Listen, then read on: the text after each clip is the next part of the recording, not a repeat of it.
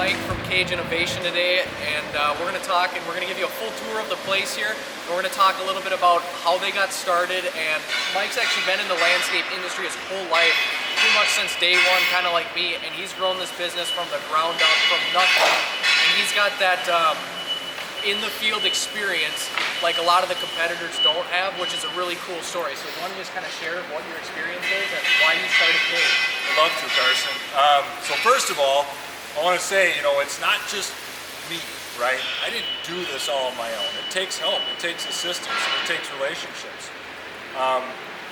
Carson's right. I've been in the industry my whole life. I grew up watching my dad start his business out of a station wagon. I love telling that story because it literally was a station wagon. It was the same station wagon that our family went to church with on Sunday mornings. Yeah. And he turned it into a workhouse, work vehicle during the week. And, it finally grew, and, we first got our first pickup truck, and then we call it the irrigation van. We did, went out and did irrigation service out of this thing. So took a lot of drive, and a lot of determination, and perseverance. These guys are producing Kage plows as we speak, so there's a little bit of noise in the background. But then out of that came opportunities, right? Hard work is planting flowers, trimming shrubs daily, and seeing all of those things that you can do better or do better in the industry, right? Or the right piece of equipment is so important. And that's what I learned at an early age from my dad, proceduralize everything and try to find the right way to do it and just repeat it. Mm-hmm. So for you guys that are out there, young aspiring landscapers, don't be bashful to find the right way and then just repeat it and insist on it. So if you got a crew that you're leading or employees, you gotta insist that they do it your way. Otherwise it just gets all muddied up and you won't be successful. So when the Kage first came about, because we decided, well, there's got to be a better way to snowplow these townhome driveways. And we'd use trucks and stuff, and they were slow. So we started to use a skid steer, and we started to use skid steers, way back before, skid steer plowing was even a thing, right? There was a lot of buckets being used, if somebody would even get out there with a skid steer. So we adapted, some Fisher plows to our skid loaders, and then later on we adapted, we took on a snow wolf plow and a falls plow and a boss plow, and so I was able to see all these different plows and methods that they used and designed, and kind of pick out the ones that I liked, the features that I liked, the design flaws that I didn't, and really come up with a really solid plow. Not to mention, the detachable patented box system that was the original idea. Attach this to whatever plow it is. I don't care whose plow it is. It's going to make you faster. So that's really the grit of it. Kage Innovation exists to enhance landscape and snow removal contractors' jobs, their daily duties, the duties that you're doing over and over and over again when you have to cover that square inch of asphalt or that square inch of turf 100 times a year. If you're doing that the wrong way, you better find a better way, right? So that's what the Kage is about, and creating opportunities to do that. So moving forward, Kage is still very much in love with the landscape and snow removal contractors and your jobs that you're doing out there. So we want and need that feedback and that continuing innovative spirit. So we're going to stay latched into those industries and continue to develop products that are experience-driven innovation, not just somebody sitting out there behind a desk that thinks they know, but they don't really know. Because part of it is you can design a good product, but then having the drive to make it something, or having the drive to push it forward, unless you're the guy covering that square inch of turf or covering that square inch of asphalt the wrong way over and over again, you're not going to have the drive to make something happen.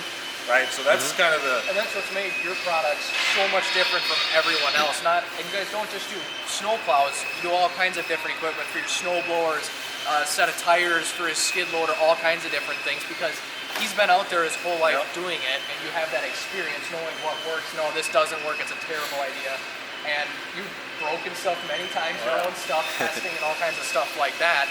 And as you guys will see in the video, some of the new stuff they're coming out with that we'll show you later towards the end of the video is all from experience of being out in the field and talking with guys like us.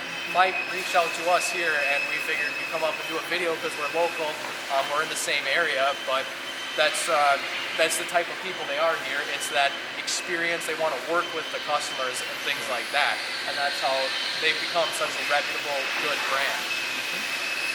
Well, I can't wait to show you the rest of the shop, Carson. Let's get going. Let's take a look at everything. Let's do it. What this is for is actually, so this is a road marker, and we put them at the door and in the center here, because we typically have semis that come through here.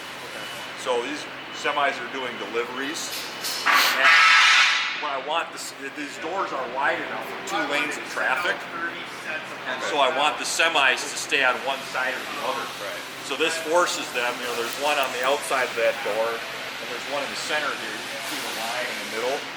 This forces the semis to stay to this side, so that we can have our forklift traffic and stuff around here, and we can unload and load the trucks.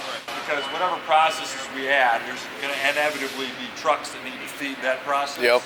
So if the truck needs to stop here and feed it, you know, the bridge crane here can come all the way down here and grab whatever's off the semi. You know, if we had another bay over that to the south, we'd have another bridge crane, so the semi would just pull along there and then drop his load. So you guys can see the bridge crane right up here. And this goes all the way down from one side of the building to the other side of the building. Yep, it rides on those rails all the way down. You can see the rails here. Hand shovel? Yep.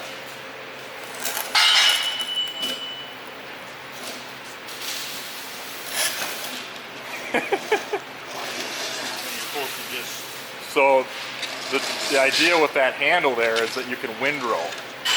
You put it to the side, and so switch hands. And then it's so strong because they use one. Here, let me show you. So, first of all, the shovel is ergonomic. You got a nice ergonomic grip here, so you can push snow real well. You also have a handle here so you can do back dragging, and you know, against doors or whatever. And also, if you do get in a situation where you have to lift the snow, you can still do that. But my favorite part is this right here. You come out and say you want to windrow snow. You can't, with just this, you can't push against the windrow that's right here. You just can't do it. It's too heavy. You don't have enough core strength to actually keep that shovel going like that. It takes a lot of core strength. But now with this, take it out, and you can basically walk that windrow right over, because you have a point that you can put pressure on right here. That's actually way easy. I got a lot of guys. It's that little handle, that's pretty cool. Cleo would love this. Cleo would love it. It's actually surprising how much easier that is. Right. Do it each way. Right. Pivoting handle, locks in. Be on the lookout. Coming to a plow site near you. Yeah. This is something they're working on here. We're going to put a link to a video of it in the description. But this is going to be a trip edge system that you can pretty much bolt onto any plow that's got 24-inch sections that you can see here. And then it fluctuates up and down. It's like the Arctic sectional plows, how they fluctuate different sections up and down. But you're going to be able to put it on any plow. This is what they're currently working on. So, Pretty cool pretty idea. cool idea. Yeah. Go down in the description if you want to see Mike's video about it. So this is part of an assembly that's going on right here. You guys can actually see what's going on. So that's the snowstorm. That's the big plow. So it's a pivot frame. We'll show you some pivot frames over on the paint side. So these parts are going into that big plow, as in snowstorm plow. The wheel loaders, larger 100 horsepower tractors. So what do we got here? Is this the sandblast? This is our sandblast booth, yeah. Look at this booth. Let me turn the lights on. I mean, this is, go stand up next to it there. Pretty big enclosure there. There's the lights. Now Mike said this is for their sandblasting, so it's gonna show us inside here. This is one of the largest sandblast houses in the state, I believe. One of the largest. And we use steel shot. Yep. So this is basically steel BBs, Okay. tiny little steel BBs. Yep. And it comes through that air hose at high velocity and just tossing it apart. Basically pounding that material off that part. Right. And the goal is to basically clean the surface and create a good mechanical adhesion, so profile on the components, so that the powder coat has something to grab onto, Right. some good, what they call mechanical adhesion. Right. The other important part is when you laser cut parts, oftentimes, thick laser cut parts have a laser scale on the edge. Yep. And you have to, that is like the number one thing that you have to remove Yep. for paint to stick. It always happens on the corner, partly because, it's hard to get buildup. So if you're trying to paint a razor blade, Right. it's hard to get buildup on that edge, on the sharp edge. It's so small. So sandblasting does help surround that edge a little bit, but it also, if you have that laser scale still there, Right. paint doesn't adhere to it, and then ultimately a laser scale isn't very well adhered to the substrate either, so the laser scale comes off, and so is Right. these 3 bays are dedicated to our assembly. So they're flexible, we can set them up for one operation, but typically if we do something like we're going to build a run of snow cage boxes here behind me, we'll build at least 100 of those at once. So we set up, we get all the side panels ready, all the nuts and bolts ready. We have a cart system so that you just pull up your cart and it's got all your nuts and bolts ready to go. And so a guy will do this for, 25 days. And 8 boxes a day and same cart, dangling over and over again.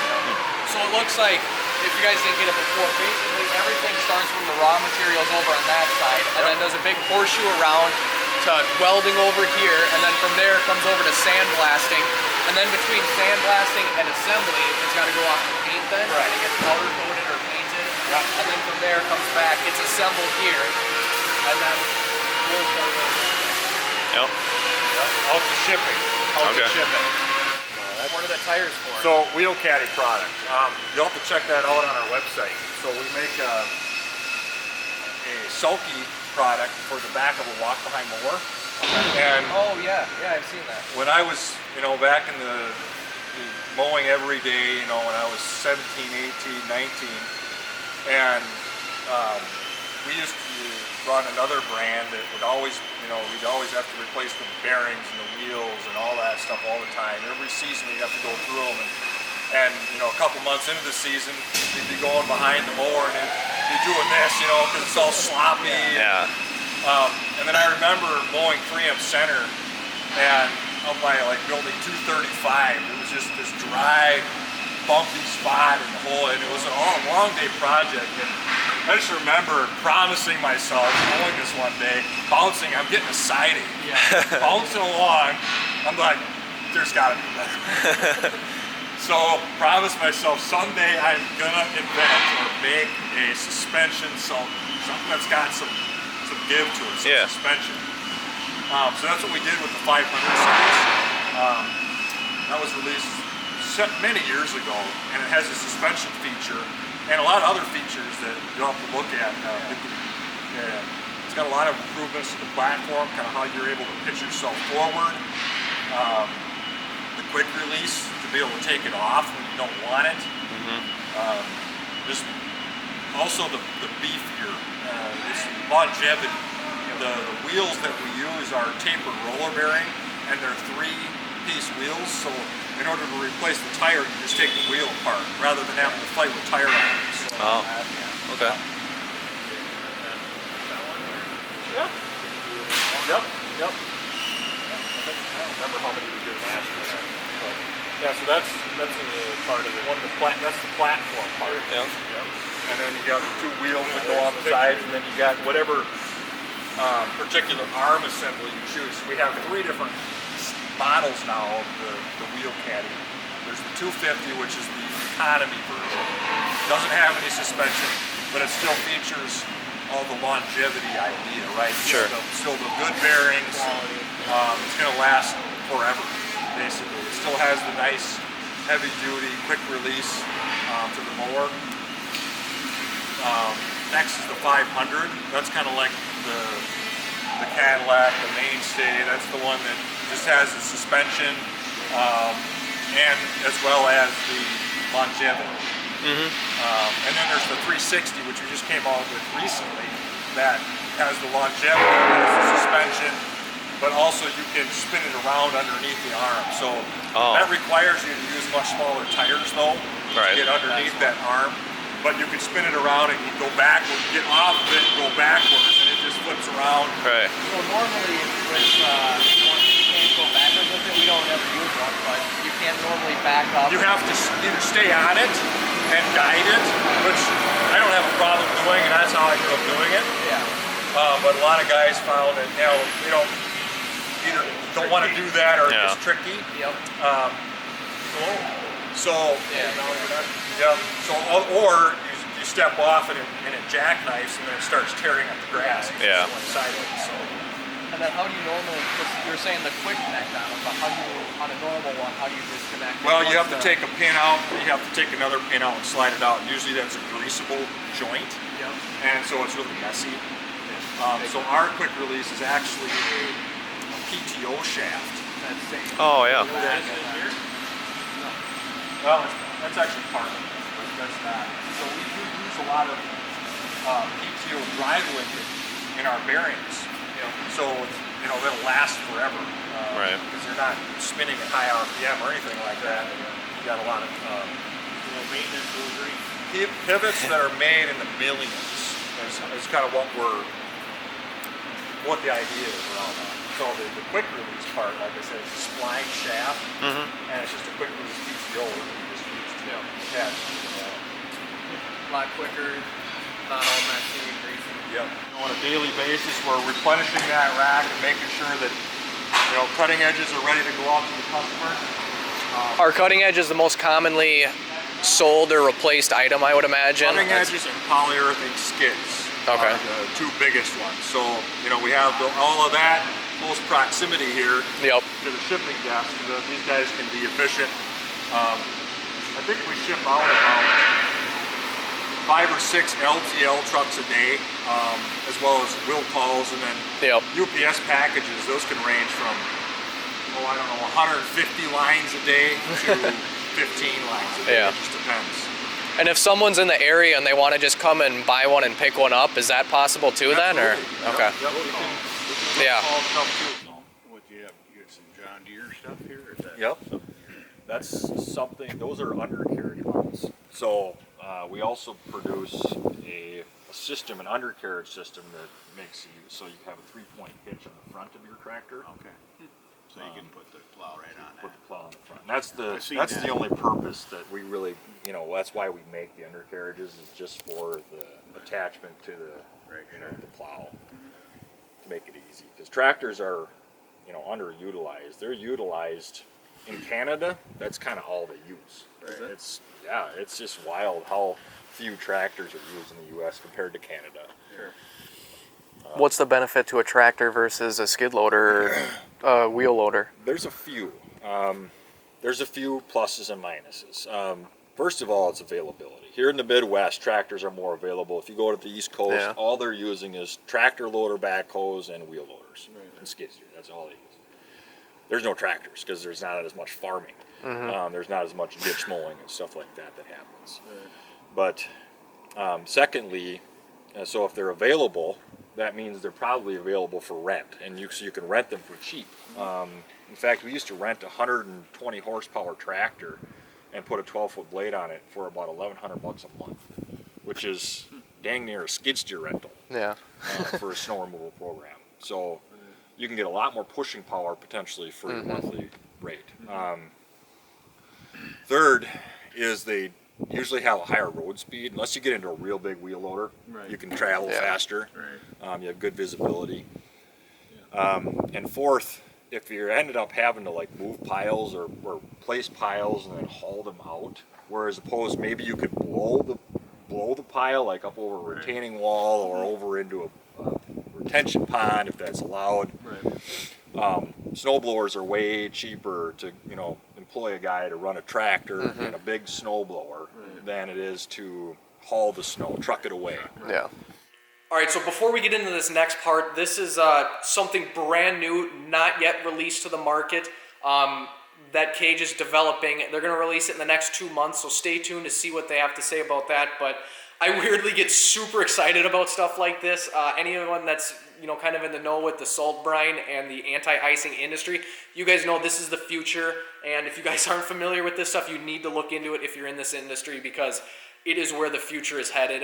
Anti-icing and liquids are a huge part of this industry and this business, so you got to look into that. But I'm just super excited about this, and no one else has seen this on the market. We're the first to see this, so hope you guys enjoy this little clip. Yeah, let's get to it.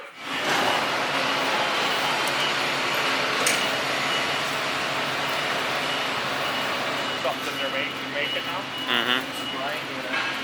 So you're making the box. So this is the brine spray. So from pre-treating your parking lots or sidewalks, and this is something that we're going to be working on in the next month to release. As you can see, it's a pretty well finished product. It's hydraulically driven, so your pump is hydraulic. Okay.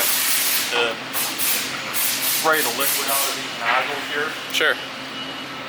So basically what guys are doing now is getting more and more into pre-treatment of parking lots so that as you blade the snow off, it melts down completely and there's no residual ice or snow left. Right.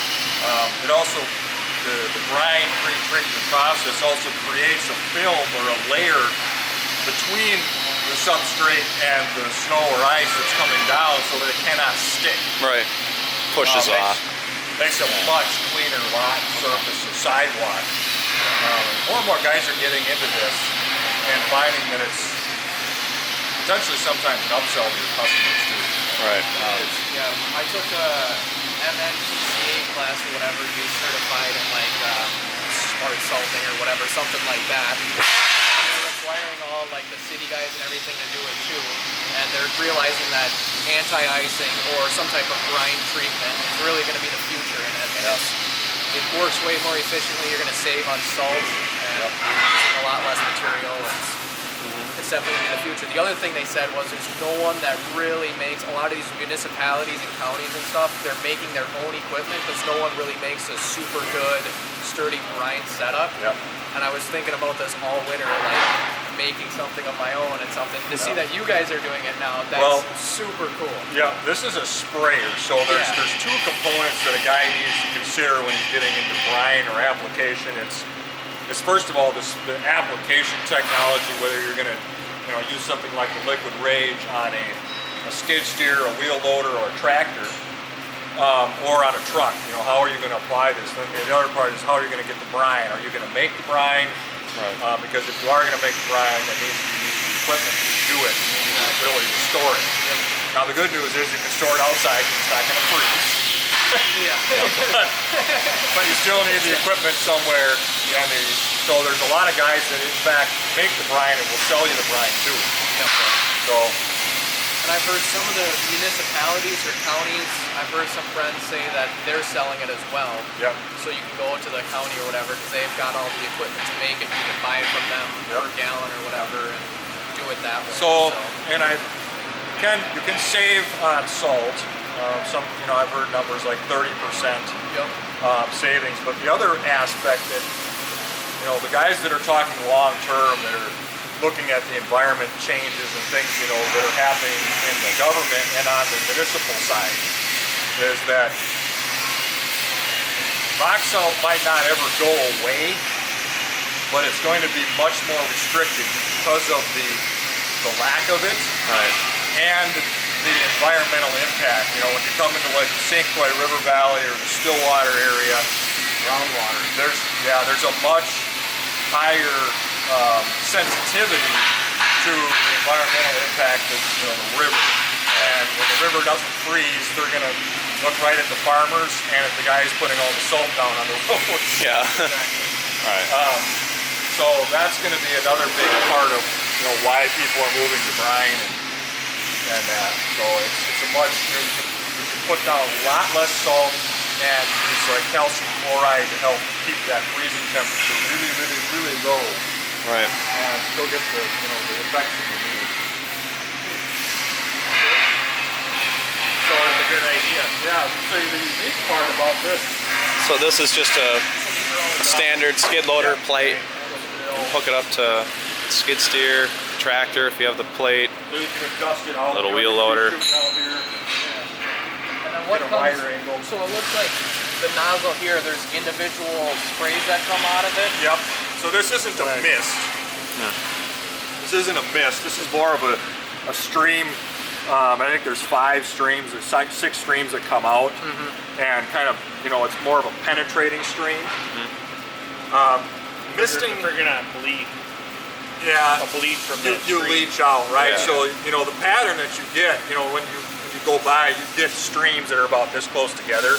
Okay. See them on the Ultimately. road when you're doing the road. Yeah, it's plenty close, even close enough for sidewalks Yeah. to kind of leach out. Sure. And the good part about a liquid too is that it will soak in. It sits into the texture of the pores. asphalt or Yeah. the sidewalk, and it's sitting there ready when the snow comes. As long as it doesn't rain or something to wash off, it can be effective for multiple events. Right. Well, the snow hits that stream, and then the snow makes it bleed out. Yep. It spreads that stream. A natural occurrence, I guess. You see all these sprays of trees. So, like I said, this is hydraulically driven, and then you have an adjustment here. You just adjust this one time for Okay. your pressure. So it depends on the flow of the machine and how much flow and pressure you're getting from the machine. Right. In a minute, I'll show you what's so unique about this. But this is designed for skid steers, compact wheel loaders, or for tractors. So with this simple hitch, it's very unique. I will take this off to show you. But you can also hook this up to the 3.8 tractor without having to have an adapter plate or anything. So you just have to change your couplers, obviously, because the ag coupler style will be different. So let me take it off and I can show you that.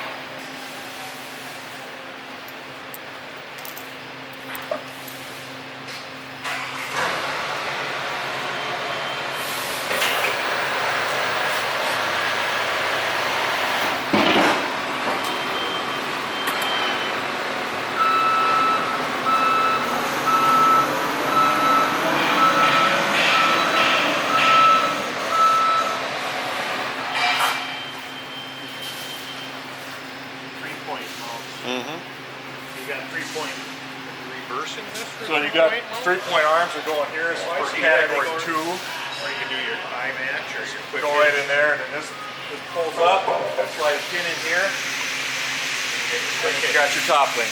That's pretty cool. So you got it set up for like the John Deere eye match and all that. So Well, we could do that too. Yep. might be a good option to have. Yep. So you'd have pins in here, obviously. Yep. The pins are not there right now. Right. Yep. And then, like you said, this just pulls up. Just sleeve, a couple pins, pin it up. Yep. We could hook that up here. That's good. That's really nice. Is there a way to put it in a truck then too? This particular design, you could put it in a truck, but you'd have to figure out how to drive it. Because this is Right. hydraulic, so it would be electronic. Now, one thing I do want to point out here is we're not working solely on this. Liquid Rage spray technology by Frost. So Frost is actually a partner of ours that is up in St. Croix, right next to Baraboo, actually. Yeah. They do a lot of this They got spray technology. So Yeah. they're doing ag golf and ice control technology.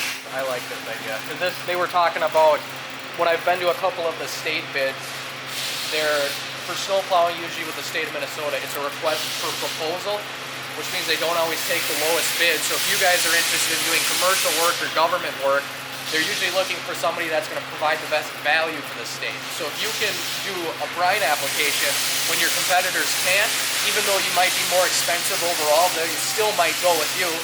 And if you're certified by the state, like we are with the MNPCA, the Pollution Control Agency, and you can offer that certification and say, we can do this, we know how to do it to MNPCA standards, you're already a step ahead of your competitors, and that gives you the ability to charge more as well. So this could be a huge advantage to anyone looking to get into that or getting into commercial work for all you snowplow guys out there. Right. Which brings us to another point of the MNPCA. Getting certified for that is a huge thing, because on any of these government and state contracts, they can come out at any time and inspect your site and take samples of how much salt, if you have dry salt or anything out there, to take tests and things like that. And if you have too much salt on your parking lot at any given time, say you just went out and salted after a storm and it melted way faster than what you thought, basically you can get fined for having too much salt that could cause runoff into the waterways and affect the waterways and things like that. So being able to apply a brine is going to limit you or inhibit your ability to be able to be fined or something like that from the state. So this is really cool, innovative technology that's going to be a huge game changer for a lot of people. So. All right, so to break this down to you guys, this is where you would connect to your couplers on your skid loader or wheel loader, or whatever you're attaching to. And then what do we have? How does a pump and everything work? So this is your hydraulic pump. This is a standard hydraulic pump. You can hook this up to the flow. You know, you're at 15 or 30 gallons a minute. It doesn't matter. It can operate on both of those. And then it'll pump the fluid here, but then you need a regulator, because, you know, depending on your flow and depending on the pressure that the machine is supplying, you need to dial that down. You don't want too much pressure coming out of these nozzles. So that's where you would adjust this dial here. You just turn it on and then you have this dial adjusted. So you want to be in the neighborhood of about 40 psi there. And so you just do that adjustment once. And then as soon as you hit the lever in the machine, you know, to activate the hydraulics, then you'll start to see fluid come out of these. So once you've got it adjusted, it's just you hit the button in the machine and then goes on and turn it off. Simple as that. Now if you go from your skid steer to your tractor, for instance, you might need to dial this back. Recalibrate. And dial it up, yeah. But it's universal to basically any piece of equipment out there. Doesn't matter what type of flow it's got. Exactly. And you've got a filter in here, so you don't have too much debris coming in. You're plugging your nozzles, and then there's a dump valve here, so you can drain the tank. So, real simple technology by Frost, but you know, helps. Good quality components that aren't going to disintegrate over time. You know, the use of brine is pretty corrosive. These components are proven to last. Alright guys, that's pretty much it for this video. Thanks for watching. If you liked the video, make sure to subscribe. And if you have any questions or want to learn more about these Kage plows, in the description below we're going to have all kinds of links to their website and some of the other materials or products we pointed out in the video. So Mike, thank you for the tour. Carson. Really appreciate Yeah, it. This was an awesome experience. So thank you. We'll see you guys next time.